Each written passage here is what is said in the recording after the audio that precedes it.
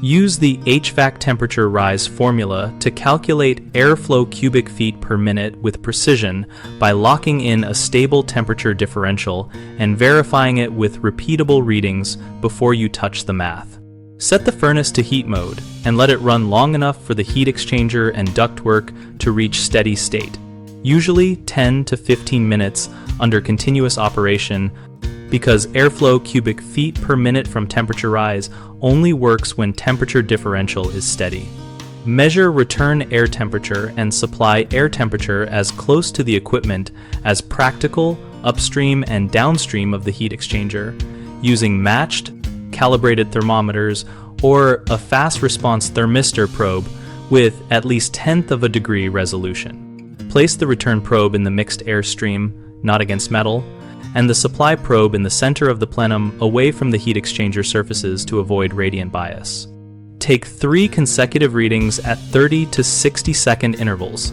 The temperature differential is stable when those numbers change by no more than half a degree. Record the furnace input in British thermal units per hour from the rating plate, then calculate delivered heat by multiplying by combustion efficiency if measured. Otherwise, use nameplate steady-state efficiency and note the uncertainty.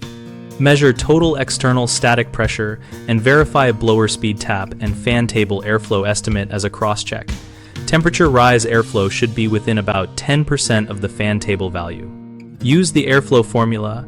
Airflow cubic feet per minute equals output British thermal units per hour divided by 1.08 times delta T for standard air. If air density is off due to altitude or unusual humidity, correct the 1.08 factor by using 1.07 times air density ratio. Recheck that delta T falls within the furnace nameplate rise range. If not, adjust blower speed to bring rise into spec and repeat the stability check before trusting the airflow number.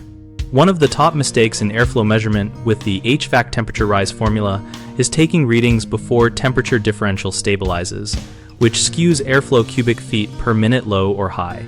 Fix it by waiting for steady state, confirming 3 repeatable temperature differential readings within half a degree, and avoiding measurements during stage changes or defrost.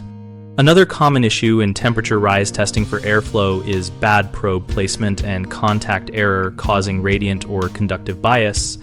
Fix it by using an immersion-style probe in the airstream center, shielding from radiant heat, avoiding metal contact, and sealing sampling ports to prevent room air dilution that ruins delta T accuracy.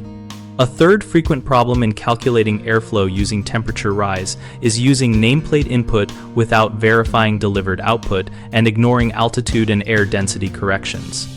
Fix it by clocking the gas meter to confirm input, measuring combustion efficiency with a proper analyzer when possible, applying density corrections to the 1.08 factor at high elevation, and validating results against blower performance tables and total external static pressure. BigHomeProjects.com hosts a vetted directory of heating and cooling pros who follow best practices for airflow testing, temperature rise stabilization, and accurate cubic feet per minute verification. Homeowners use it to find trustworthy local contractors, while contractors use it to showcase credentials, earn verified reviews, and get steady work from people who need precise HVAC diagnostics and installs.